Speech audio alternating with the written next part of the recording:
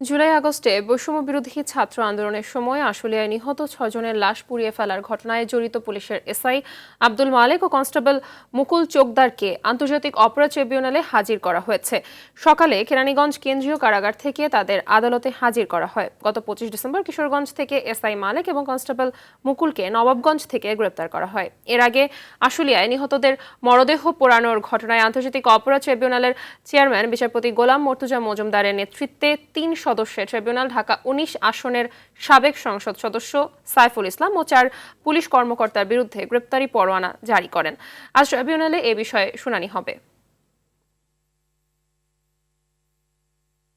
দর্শক, এ বিষয়ে আরও জানাতে আন্তর্জাতিক অপরাধ ট্রাইব্যুনাল থেকে সরাসরি যুক্ত হচ্ছেন সহকর্মী বিপুল দেবরায়। বিপুল, আশুলিয়ায় নিহতদের লাশ পুড়িয়ে ফেলার ঘটনার বিষয়ে আদালত কিংবা আইনজীবীদের বক্তব্য পেয়েছেন কিনা জানাবেন, আর এর সাথে জানতে চাইবো যে শুনানি এখনো শুরু হয়েছে কিনা।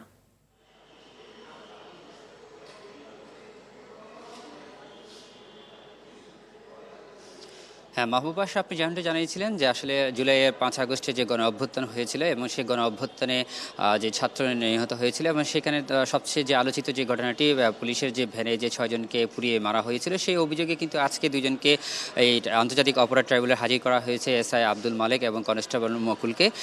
আপনাকে জানিয়ে দিতে চাই যে এর আগেও কিন্তু অর্থাৎ 26 ডিসেম্বর কিন্তু এই 2 জন আসামিকে কিন্তু এই আদালতে হাজির করা হয় এবং এই আদালতে হাজিরের পরবর্তীতে আজকে যে শুনানি হয়েছে সেই শুনানি কার্যক্রমটা কিন্তু সকাল থেকে শুরু হয়েছে এবং আমরা যতটুকু জেনেছি যে এই আদালতে তাদেরকে যে অভিযোগটিকে আনা হয়েছে সেই অভিযোগে কিন্তু আরও 4 জন পুলিশ কর্মকর্তা এবং পাশাপাশি আশুলিয়া এবং সাভারের যে উপজেলার যে সংসদ সদস্য রয়েছেন সাইফুল ইসলাম, সেই মামলার কিন্তু আসামি। তবে আজকে যে আদালতে যাদেরকে তোলা হয়েছে তাদের মধ্যে থেকে বিভিন্ন জিজ্ঞাসাবাদের পরবর্তীতেও কিন্তু যে প্রসিকিউটরের পক্ষ থেকে কিন্তু আমাদেরকে জানানো হবে। তবে আরেকটি বিষয় জানিয়ে দিতে চাই যে আসলে এই মামলায় যে আলোচিত সবচেয়ে অতিরিক্ত পুলিশ সুপার ঢাকা জেলার ক্রাইমের দায়িত্ব পালন করছিল আবদুল্লাহ হিল কাফি এবং সেই কাফিকে কিন্তু এই ট্রাইব্যুনালে কিন্তু হাজির করা হয়েছিল গত ডেটে এবং তার কাছ থেকেও কিন্তু ডিবির মাধ্যমে বিভিন্ন তথ্য পাওয়া হয়েছিল এবং আমরা যে অভিযোগটি রয়েছে সেটি হচ্ছে কাফির নেতৃত্বে যে জুলাই অভ্যুত্থানের সময় আশুলিয়া এবং সাভার এলাকায় যে পুলিশের পক্ষ থেকে যে নির্বিচারে গুলি চালানো হয় তার কাফির নির্দেশেই কিন্তু